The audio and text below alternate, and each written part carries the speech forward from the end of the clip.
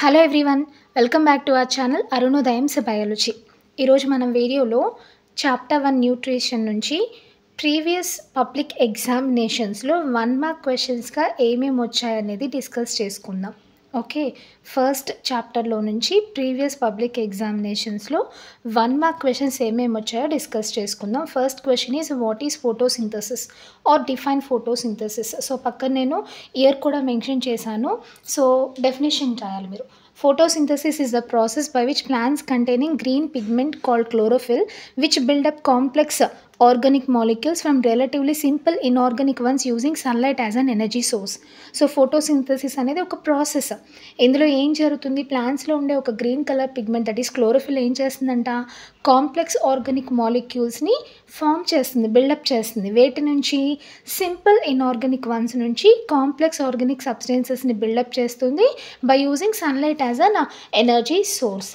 Okay, second question, what is the balanced equation to show the process of photosynthesis. So మనందరికీ తెలుసు కదా, 6CO2 చెప్పేటప్పుడు బ్యాలెన్స్తో చెప్పకూడదు, but మీకు అర్థం అవ్వాలని చెప్తున్నాను. 6CO2 + 12H2O in the presence of light and chlorophyll gives rise to C6H12O6 + 6O2 + 6H2O.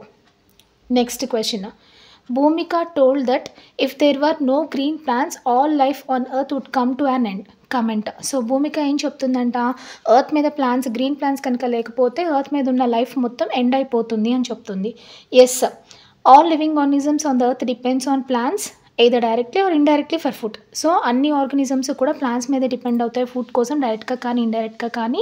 So అందుకని if there were no green plants obviously earth మీద ఉన్న లైఫ్ అంతా ఎండ్ అయిపోతుంది. Next, which disease occurs in child when there is an immediate second pregnancy or repeated child births in a mother. So ఇమీడియట్గా వెంటనే pregnancies రావడం వల్ల, వెంటనే పిల్లల్ని కండం వల్ల పిల్లల్లో ఎలాంటి డిసీజ్ వస్తుంది అని అడుగుతున్నారు. Marasmus disease. Okay, proteins and carbohydrates deficiency వల్ల వస్తుందన్నమాట. Next, give 2 examples for nutritional deficiency diseases. చాలా ఉన్నాయి, kwashiorkor, marasmus. Okay, next, your neighbor's children appear with swollen legs, hands and other body parts. They have dry skin and frequently suffering from dry area. So మీ పక్కన ఉన్న పిల్లలకి swollen legs ఉన్నాయి, hands ఉన్నాయి, so మిగిలిన body parts కూడా swell అయి ఉన్నాయి. దే హ్యావ్ డ్రై స్కిన్ డ్రైగా ఉంది, ఫ్రీక్వెంట్గా డయేరియాతో సఫర్ అవుతున్నారు, అంటే మోషన్స్తో సఫర్ అవుతూ ఉన్నారు. వాటికి రీజన్స్ ఏంటి అని అడుగుతున్నాడు. They are suffering from malnutritional disease called as kwashiorkor.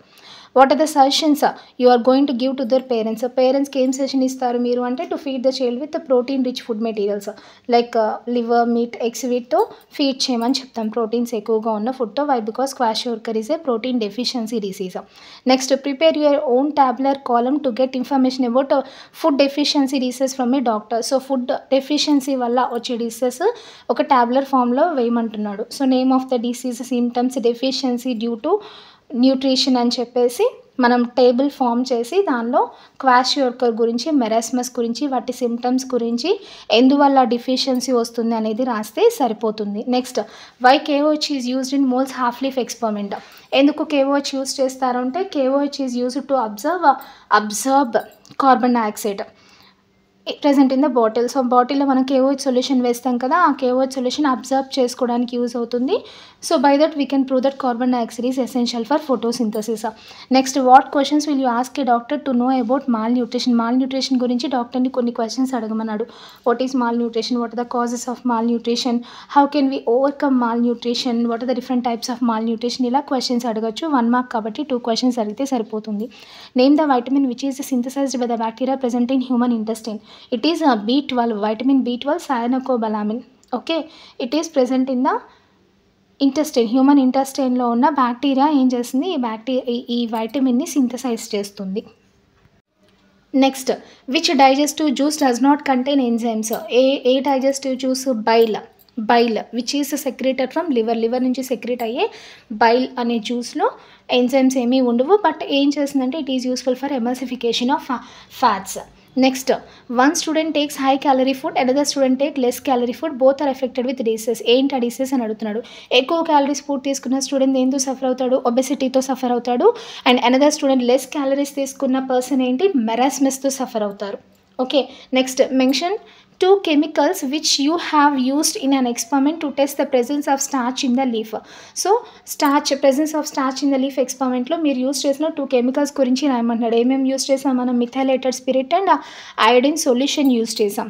Okay, next, why is it necessary to destarch a plant before performing any experiment? ఎందుకు మనం డీస్టార్చ్ చేస్తాము అంటే, if it is not removed, ఒకవేళ మనం కనుక లీఫ్ ఆర్ ప్లాంట్లో ఉన్న స్టార్చ్ని రిమూవ్ చేయకపోతే it may interfere with the result of the experiment.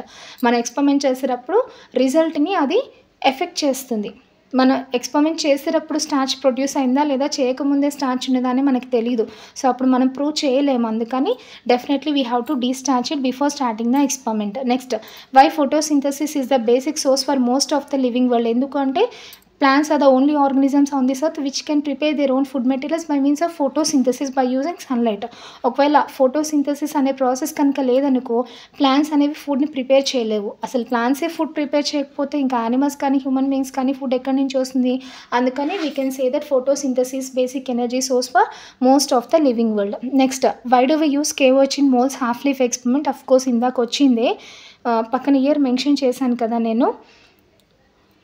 It is useful for absorbing carbon dioxide present in the bottle. Okay, that is about our video. So first chapter 1 nutrition లోంచి previous ఇయర్స్లో Andhra Pradesh and తెలంగాణలో ఈ questions అనేవి 1 mark క్వశ్చన్స్గా వచ్చాయి. ఇవి మీకు practice కోసం ఇస్తున్నాను. సో ఆఫ్ కోర్స్ వీటిలోంచి కొన్ని మనకి ఇప్పుడు కూడా రిపీట్ అవ్వచ్చు. ప్రాక్టీస్ చేస్తే మంచిదే కదా. That's it. సో ఈ వీడియో కనుక మీకు యూస్ఫుల్గా ఉంటే లైక్ చేయండి, మీకు తెలిసిన ఫ్రెండ్స్కి షేర్ చేయండి. అలాగే ఇలాంటి వీడియోస్ కోసం నా ఛానల్ని సబ్స్క్రైబ్ చేసుకోండి. Thank you so much for watching. జై హింద్.